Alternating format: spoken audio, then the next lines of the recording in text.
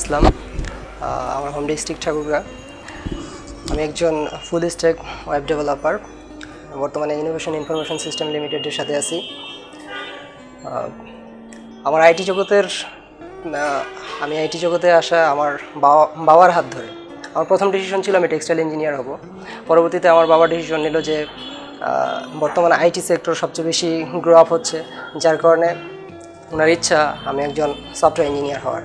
পরবর্তীতে আমি অসংখ্য ভার্সিটি খোঁজার পর পেলাম ড্যাফোডিল ইন্টারন্যাশনাল ইউনিভার্সিটি। সেখানে এসে সফটওয়্যার ইঞ্জিনিয়ারিং ভর্তি হলাম। মোটামুটি 3 বছর কমপ্লিট হয়ে যাওয়ার পর এডুকেশনাল যত পড়াশোনা মোটামুটি প্রায় শেষের দিকেই, তখন এক স্যারের আন্ডারে আমার একটা কোর্স ছিল ওয়েব ডেভেলপমেন্ট। তো ওই কোর্সটা করে অনেকটা ইন্সপায়ার্ড হই যে আমি আসলে ওয়েব অ্যাপ্লিকেশন ডেভেলপার হব। পরবর্তীতে কোর্স শেষ করে ওই স্যারের সাথে একটু ডিটেলসে আলাপ করতে গিয়ে স্যার আমাকে অনেক ভালো একটা ইনফরমেশন দিল যে আসলে ভার্সিটি থেকে তো সব কিছু মোটামুটি বেসিকটা নলেজ তুমি জানতে পারবা, কিন্তু ফুল নলেজ জানার জন্য তোমাকে কোনো একটা ট্রেনিং সেন্টারের সাথে জড়িত হতে হবে, বা কোনো একটা ট্রেনিং সেন্টারে গিয়ে অ্যাটলিস্ট তোমাকে কিছু জানতে হবে। তো পরবর্তীতে আমি ডিসিশন নিলাম যে আমার রেঞ্জের মধ্যে সবচেয়ে ভালো বলা যায় ক্রিয়েটিভ আইটি। আমি গেলাম ক্রিয়েটিভ আইটিতে, আমি প্লাস আমার এক ফ্রেন্ড সহ ক্রিয়েটিভ আইটিতে যাই। তো ওখানে গিয়ে ভর্তি হই। তা ভর্তি হওয়ার পর আমার ক্লাস শুরু হয় প্রায় 1 মাস পর। তো 1 মাস পর ক্লাস শুরু হওয়ার পর আমার কোর্স প্রথম দিকে আমার ফ্ল্যাশব্যাক করা হয়, অর্থাৎ আমি ভর্তি হয়েছিলাম পিএইচপি ওয়েব ডেভেলপমেন্টে। কিন্তু এই পিএইচপি ওয়েব ডেভেলপমেন্ট করার জন্য আমাকে ফার্স্টলি ক্রাইটেরিয়া হচ্ছে আমার ওয়েব ডিজাইন জানতে হবে। তো আমার ওয়েব ডিজাইন আগে থেকে জানা ছিল। তো তারপরও ক্রিয়েটিভের টিচাররা, আমার যে টিচার ছিলেন উনি আবার নতুন করে ওয়েব ডিজাইনও ওভারভিউ দিলেন, তারপর জাভাস্ক্রিপ্ট ওভারভিউ দিয়েছেন। অর্থাৎ ওয়েব ডিজাইনার হওয়ার জন্য যা যা মোটামুটি ওভারভিউ দরকার তা আমি আমার ক্রিয়েটিভের টিচারের কাছ থেকেই পাই। পরবর্তীতে র পিএইচপি শুরু করা হয়। আমি জাস্ট অসাম এক টিচার যারা আমাকে ফুললি গাইডলাইন দিয়েছেন এবং অনেক ভালোভাবে কোর্স এক্সিকিউশন করেছেন। তো এইভাবে চলতে মোটামুটি 10-15 দিন পর স্যার আমাকে হুট করে একদিন ফেসবুকে নক করে বলতেছে, রাফি আপনার সিভিটা আমাকে একটু কাইন্ডলি পাঠাই দেন।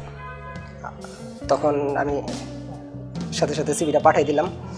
তো তার ঠিক 10 দিন পর আমাকে ইনোভেশন থেকে ম্যাডাম ফোন দিয়ে বললেন যে রাফি আপনার সিভিটা ক্রিয়েটিভ আইটি থেকে সাবমিট করা হয়েছিল, আপনার কি সময় হবে ইন্টারভিউয়ের জন্য? তখন পরবর্তীতে আমি এখানে ইন্টারভিউ জয়েন করি, আর দেন আমি এই জায়গায় ইন করলাম। তারপরে এখানে আসার পর ইনোভেশনে আসার পর মোটামুটি আমি বড় ধরনের কিছু কর্পোরেট কাজ করছি। তার মধ্যে সুদক্ষ.com একটা অনেক বড় লেভেলের একটা প্রজেক্ট, অনেক মানসম্মত একটা প্রজেক্ট, যে প্রজেক্টে আমার কিছু অবদান আছে। যদিও এইগুলো টিমেরই কাজ, তারপরও এখানে আমি কিছু অবদান রাখতে পারছি, এটাই আমার নিজের কাছে অনেক বড় একটা পাওয়া। ফাইনালি আমি আমার ক্রিয়েটিভিটিতে অনেক ফ্রেন্ডই আসছে শুধু একমাত্র আমাকে দেখেই, কারণ তারা দেখছে যে আমি এখানে কোর্স করছি, প্লাস এইখান থেকে কোর্স করার পর রেফারেন্সেই আমার ক্রিয়েটিভই আমাকে রেফারেন্স করে দিচ্ছে জবের জন্য। এটা অনেক বড় একটা পাওয়া একটা ট্রেনিং সেন্টারের কাছ থেকে। দ্যাটস ওয়াই আমার অনেক ফ্রেন্ডই ক্রিয়েটিভিতে জয়েন করছে। এই পর্যন্ত আমারকে দেখে ইন্সপায়ার্ড হয়ে প্রায় 5 জনের মতো ভর্তি হয়েছে ক্রিয়েটিভে।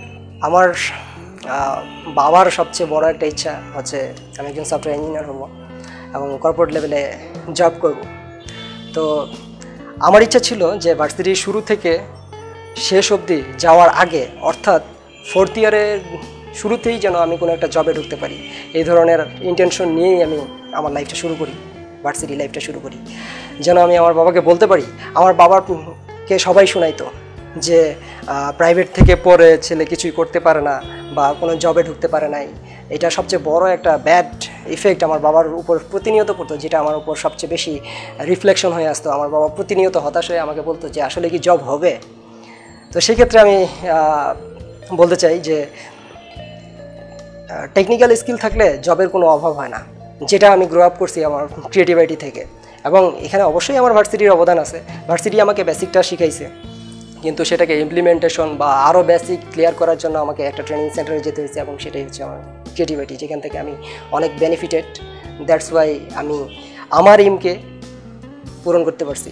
আমার ইচ্ছা ছিল যে আমি 4th ইয়ারের মধ্যেই যেন একটা জবে ঢুকতে পারি, যেটা আমার বাবার কাছে সবচেয়ে বড় একটা পাওয়া।